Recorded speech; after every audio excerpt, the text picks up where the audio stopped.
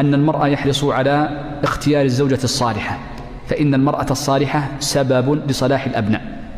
ولذا لما ذكر الله عز وجل زكريا عليه السلام امتن الله عز وجل عليه بصلاح زوجه، فقال وأصلحنا له زوجه، ثم ذكر بعد ذلك أن الله عز وجل رزقهم ابنا صالحا وهو يحيى عليه السلام.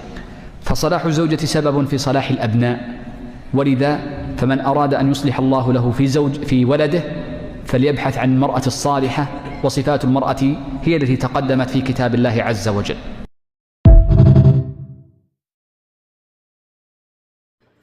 Assalamu alaikum warahmatullahi wabarakatuh. Hope you're doing well. We are going to dig into what this sheikh said concerning the importance of choosing a righteous wife. Now, I know as a revert, this whole concept can feel a bit daunting because far too many people come from broken homes and there isn't a patriarchal structure. You're part of a rugged, individualistic family, and you might feel quite lost. Now, when you look at righteousness, you are reminded of virtuosity, okay? Having a high moral standard, chastity, and just having good moral conduct overall. Now, it's hard for us to really imagine Islamic virtuosity, good Islamic moral conduct, and Islamic chastity and moral standards, because if you grew up in the 90s, you know, you're a millennial, let's put it that way, you can imagine, or rather actually reminisce on BET, MTV, Nickelodeon, you know, Disney cartoons, the hypersexualization, and what people were introduced to at a young age. And if you go back and you look at how every movie is ladled and just flowing with sexuality, pornography, things like that, it's very confusing and you don't really understand how to stay moral in a framework like that. Hollywood in America has really done a number on American morals. And this isn't discussed a whole lot. And a lot of people don't realize the consequences of that era. And now, when you have the Red Pill and MGTOW movements and the RadFem movements, people have to sometimes sit back and realize where this all slowly crept up from. Now, he mentioned a righteous mother, and that a righteous mother aids in raising the children. And so this made me think of how there's the Cardi B culture in America. And my first Twitter account was banned because I said Cardi B wasn't a role model. Very mellow language. Liberals at that time were very censorious. Now it's the right wing who's censorious. I realized censorship is everywhere, so you just have to deal with it. But I covered not too long ago how Cardi B bragged about cheating on her lover Offset, who's a rapper, I believe. She's also a rapper, and she cheated on him while 8 months pregnant. And that is a new level of depravity. Because when you think about when you're pregnant, you have another being inside, shy moms and other moms, you feel a bit more awkward having relations, even with your husband while pregnant. A lot of women struggle with this, and they don't feel very sexual. They feel like I should be a type of spiritual vessel, and they don't want to risk shaking the baby or getting, you know, some type of bladder infection accidentally. You name it. Moms, good moms, worry about bacteria being introduced, infections. You name it. Their water breaking too early. The cervix beginning to contract. You name it. Good moms are not really wanting to take a risk and introduce some new pH into their stream. Let's keep it PG. And Cardi B has had interviews with Joe Biden. She is pushed heavily. Now, she is sort of fading. People are kind of over her shtick of talking about lewdness. All female rappers, the only thing they can really talk about is something sexual. Either that they do to others or that's done to them. I know they do is shake their butt and show their cleavage. They don't really have to have talent. Whereas men, at least in the past, they had to have lyrical talent. They actually had to be good at, rap is a form of poetry, and if you take away the music and they're talking about suffering instead of just murdering people or drugs, you can see the interesting aspects. But Cardi B isn't that. She just gets lots of plastic surgery, wears a lot of makeup, she's very lewd, and American society has pushed that as, a free, liberated, empowered woman. And to the mind of a 16-year-old who doesn't have a good mom and has an absent father, Cardi B becomes the archetype. Now you may be asking, how is that possible? And what I'm telling you is that if us millennials take a step back and look at what we had as role models, we'll see that we had some pretty bad ones.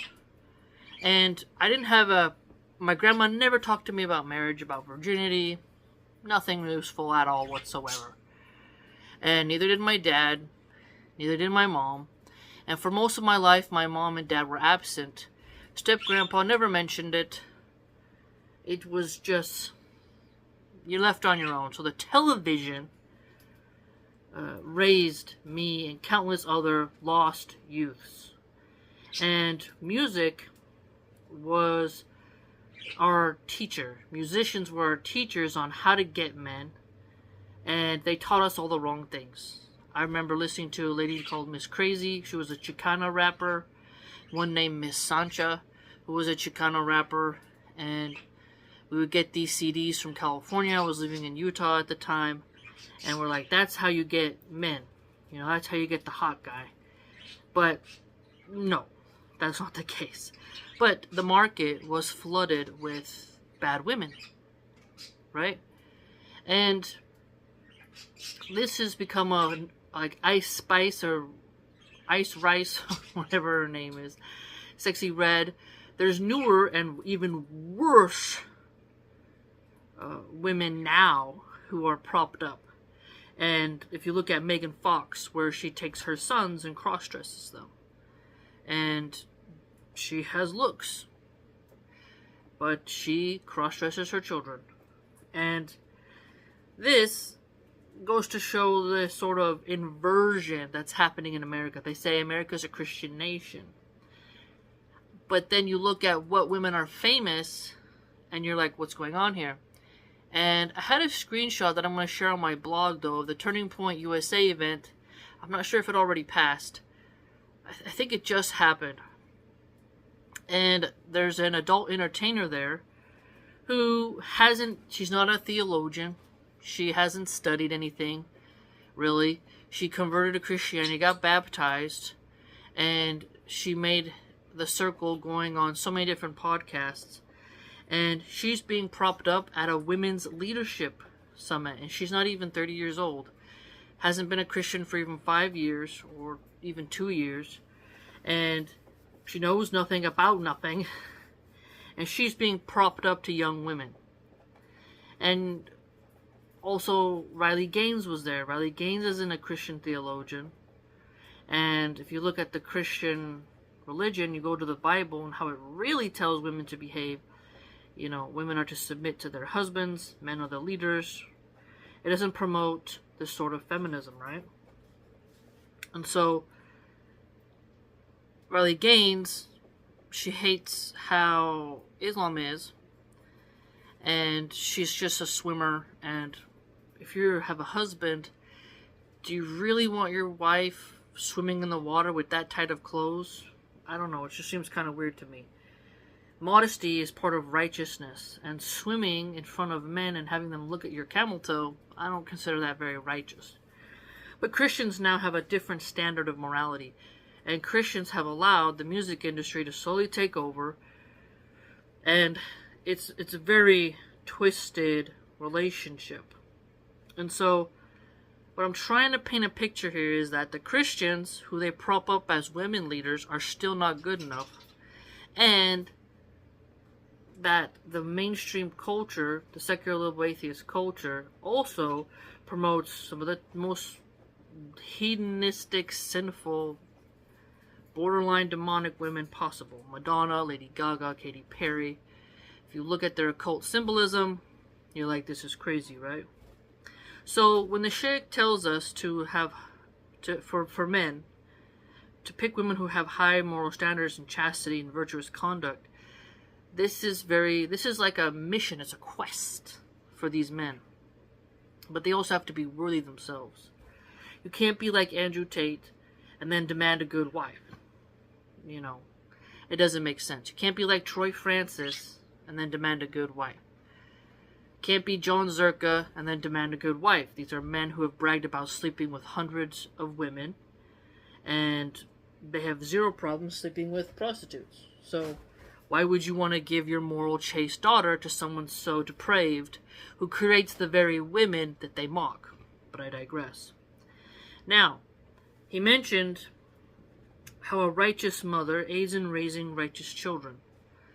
If you look at in American culture, the data that has been slowly gathered, and it's not going to be too long before feminists try to erase this data, ban this data, but you can see how these single moms have raised more criminals, and they're not really able to teach a young boy how to be a man. They can't teach him about masculinity, and he lacks something, and he'll latch on to social media figures, sports players, rappers, whoever they can, a movie character, video game character, in order to have some type of masculine energy in their life.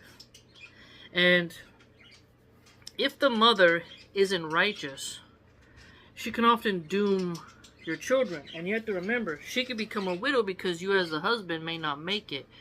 And at least if you are on your deathbed, you know that if you have a righteous wife, she's going to do the best she can, and that your children are in safe hands. But if you don't have that, and you have a ghetto, lewd, hedonistic, sinful, occultist, literally insane woman, it's going to be, there should be, at least, if you have a moral soul, more anxiety in you as your soul reaches your throat before the angel of death comes to take you back to Allah subhanahu wa ta'ala.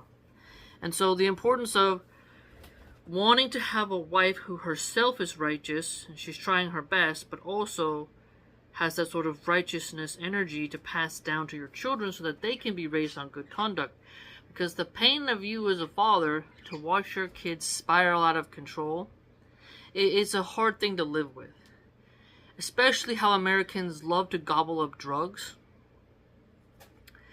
You'll see countless people watching their children wither away with drugs. And you have libertarians, you have the liberals, progressives, Democrat, leftists, anarchists who say legalize, tax, regulate all drugs, thus enabling the normalization of drug consumption and taking away the shame.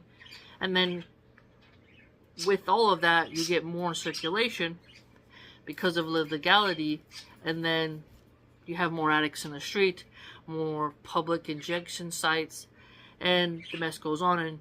And drugs take away righteousness. Drugs lower you because what people will do in order to get money for the drugs. And drugs make you an evil person. You start to think more sneakily. You have a more criminal mindset, a deviant mindset, and some of those traits, that hustler mentality, that sketchy, flaky ethos stays in you forever, even if you get sober. And anyone who's had to deal with someone who was a frequent addict, their split tongue never goes away. And you always have to worry about them relapsing or stealing from you in order to go get drugs again, because they can't cope with reality. And so if you have a moral wife, she'll be able to safeguard your children better than someone who thinks drugs are the coolest thing and that you should just be free to do whatever, right? So the Islamic mindset raises sober women and sober men. And sure, there's some people who fail, but still, it's better than what the liberals and libertarians offer.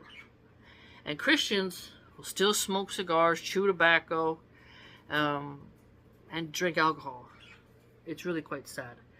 And they'll say, oh, a glass of wine doesn't hurt anybody, but we all know the slippery slope fallacy when it comes to alcohol is so rampant.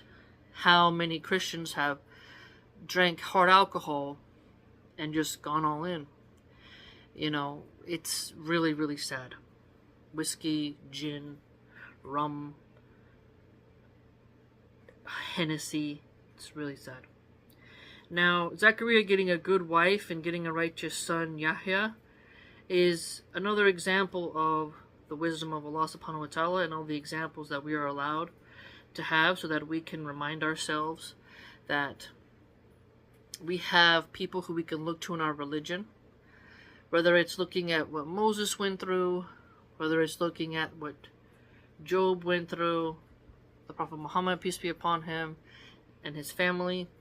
You get to see all kinds of angles of suffering, trials, rewards, and all that. And so if you're having a difficult time picking the less beautiful wife because she's more righteous but she's less beautiful, and you're really struggling because there's a baddie, as they call them, but she maybe needs more work, you have to really rein in your hormones. And this can be quite difficult. Quite difficult. And if you think about it further, if you pick a good righteous wife, who maybe is not a 10, maybe she's a 7, she can help you to, inshallah, raise good daughters and good sons so that they can perpetuate the faith of Islam in a great way. And then this will help someone else's child to get married to your child. Think about it. If people thought more about, I want to raise someone to be a good husband, a good wife, good citizen, a good Muslim, good human being, and raise them upon righteousness, we would have a lot more brave and courageous people. And the Megan Foxes and the Cardi B's of the world wouldn't even be given the time of day. But because America is so fallen morally, that the modern Western values have got so twisted and depraved, we must realize that Islam it really needs to be the new ethos for Western civilization. True modesty. Men and women not free mixing. And where women prioritize family and they don't love abortion and they're not part of that death cult. And they don't want to raise sexually empowered, sexually liberated harlots. I'll give you an example. There was this show on Netflix called The Watchers, or The Watcher, something like that. And it was a pretty lame series, but it was supposed to be about some creepy neighbors writing weird letters to some people who bought a really nice house. But the main character is a liberal feminist mom who loves wine and makes pottery, and her husband is a finance bro. Their daughter is a little skank, and she tells her husband that she's raising a, sexually empowered woman, and her daughter is, I think, 16, and her daughter's, sneaking boys in the house, and it's just really gross, right? And I thought to myself, men who marry women who turn their daughters into harlots, because he was trying for his daughter to not be that way. He's checking on her, but then later he kind of cucks and allows her to still date that guy. And when you're allowing your daughter to date and not get married, you're allowing her to get ran through. You're allowing her to have a higher body count. And this really damages society overall, because not only do diseases spread, but abortion spreads. and follow this home spread. It's a mess overall. But it reminded me of how dangerous it is for men to marry feminists who are the Bonnie Blues of our age. Women who they want to just be like Chelsea Handler and Ali Wong and glorify promiscuity. And so, as America implodes due to the moral depravity of the women, we have to, as Muslim parents, realize that reminding our daughters of virtuous conduct is important, but also reminding our sons that no matter how attractive a woman is, you have to resist. And this is not easy for men. It's not easy for heterosexual men. Because some people would argue they think with their other head. And then when good girls see the hypocrisy of the boys, right, especially in high school, they think, well, I must change to be like this skank in order to become desired. And if you don't have a good dad and good mom reminding the young lads that, hey, you shouldn't leave those fast girls alone. We call them fast girls in America. You know, the one who bloomed her, you know, she sprouted her boobies early, and she's servicing all the boys in the high school. You know, she's going to be on that carousel, and she's not going to look too good in a few years with all the mental trauma and how many times she's been wham bam thank you ma'amed. So keep your purity and keep your, you know, innocent glow, your pious glow, and don't deprave yourself. So it's all connected. Having a mother who leads her daughters by example, who works on herself, because it's an ongoing battle. It's not easy. We're fighting against the stream. You know, it's really not an easy task. And if you say move to a Muslim country, I'm sorry, but the more you look at the Muslim countries, the more secular they're becoming, and they want American money and American business. And they're allowing concerts, and, you know, that battle is going to rage on for a long time. Okay? And it doesn't matter where you are in the world, Shaitan is going to test you in some way. And so, we can do our best as moms to raise righteous daughters and to remind sons, young boys, that they need to look for that righteous wife and have the patience to look for her. Because sometimes they want to find someone who will give them some sugar, and that's good enough.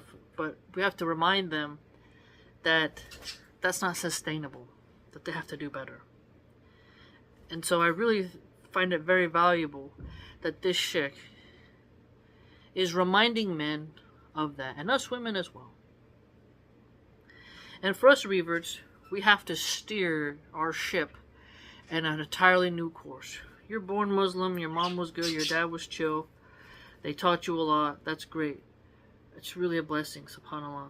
But for a lot of reverts who come from broken homes themselves, they're building from the ground up, and their kids are a minority. And so, let us protect ourselves from people like Megan Fox, Cardi B, Sexy Red, Ice Spice, all those less than needed human beings.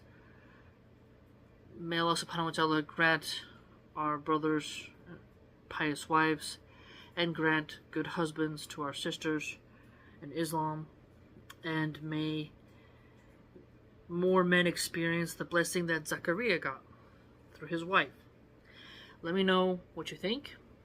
It's a popular topic which most of you, I'm sure, are already familiar with, but a good reminder can help, because it's difficult, especially when your hormones are raising and they're just going higher and higher, rising, imploding, and you want to get married real fast, and you think you can change somebody.